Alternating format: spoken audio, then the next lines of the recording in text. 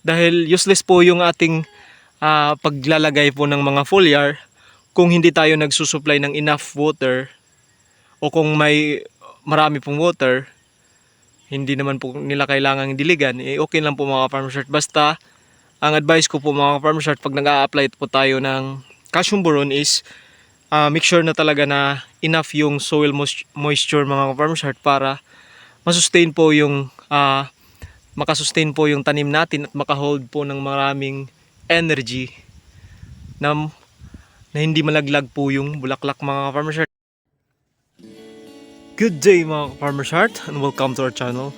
For today's video ay pag-uusapan po natin ang calcium boron at kung para saan ito at kung anong halaman ang pwede nito na nangangailangan ng calcium boron. Sa ngayon mga farmers heart, itong calcium boron na teramino na calcium boron po yung pag-uusapan natin.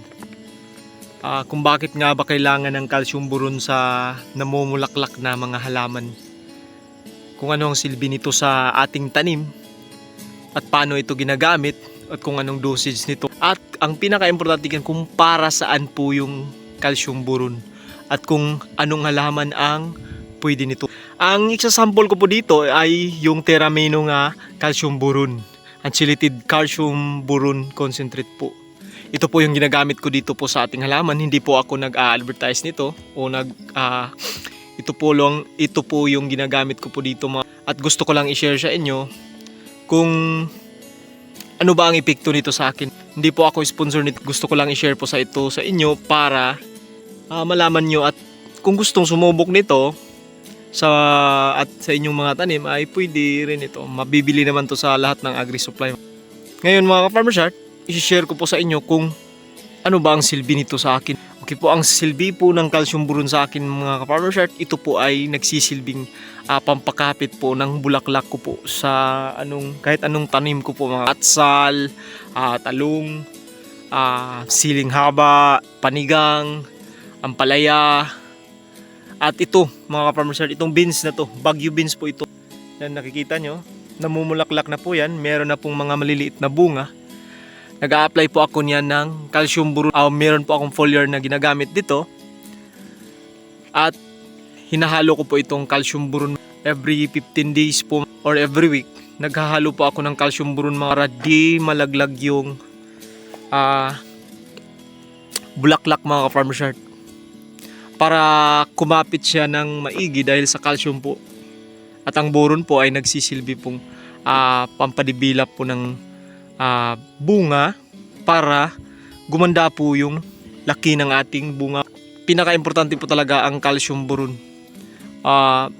Although mas marami pang fertilizer na kailangan i-apply dito, pero importante talaga ang calcium boron sa namumulaklak. Yung NPK, pinaka-importante din. Dapat may NPK ka nga foliar kung nag-a-apply ka at sa fertilizer mga ka-farmer shirt.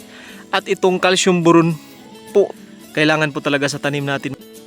Marami pong nagtatanong sa atin mga ka-farmers heart na kung ano ba ang the best na ginagamit na calcium boron. The best naman po ang lahat mga ka-farmers heart. Sadyang ito lang pong ginagamit ko kasi subok ko na po ito mga ka-farmers heart. Meron naman pong iba't ibang brand na calcium boron mga ka-farmers heart na medyo may kamahalan, medyo na mumurahin din. Pero epektibo naman lahat mga ka-farmers heart pag meron talagang calcium boron. Nakadepende na lang po yan sa pag-a-apply natin. At ang pinaka-importante talaga mga ka-farmers heart, pag nag-a-apply tayo ng foliar mga ka-farmers heart, ay kung hindi umuulan, diligan talaga natin mga ka-farmers heart, kasi yung water po nagsisilbi po talaga yung suporta sa pag-a-absorb po ng plants natin ng mga nutrients mga ka-farmers heart.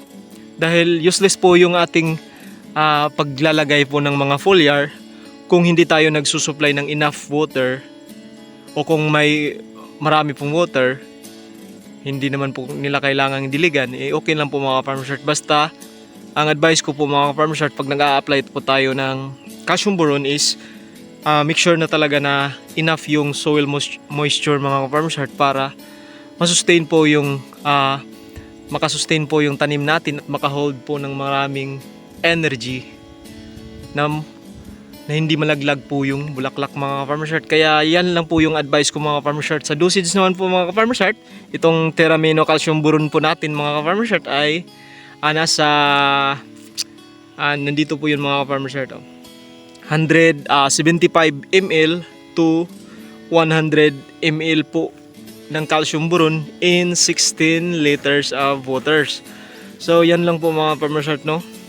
Yan lang po ang dosage na nandito na nailagay po dito mga farmer shirt. Kaya ang kagandahan po dito mga farmer shirt, ang Terramino Calcium Boron mga farmer shirt is may amino acid na po mga farmer shirt.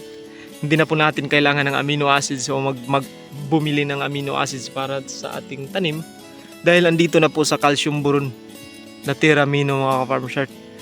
Disclaimer lang po talaga mga farmer shirt, hindi po ako sponsor nito mga farmer shirt. Gusto ko lang i-share sa inyo ang calcium boron na ito. Marami pong calcium boron mga farm shirt pero ito pong ginagamit ko. Pwede po to sa lahat ng namumulaklak na vegetable natin mga farm shirts. Talong, atsal, basta mga bell pepper, mga peppers family.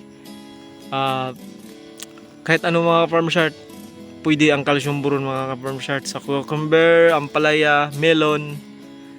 Napaka-importante ng calcium boron mga farm shirt. Yan lang po mga farm shirt. Salamat sa panunod and hopefully nasagot ko na yung mga katanungan nyo about sa calcium boron na kung paano mag-apply at kung bakit ito importante sa ating pagtatanim po palagi mga ka-farmers na meron tayo nito. Yan lang po mga ka-farmers heart. Salamat sa panunod and see you in our next episode of our vlog mga ka-farmers heart. Salamat nga pala sa lahat mga ka-farmers heart na sumuporta, nag-comment, nag-like. See you on our next vlog. Salamat mga ka-farmers heart.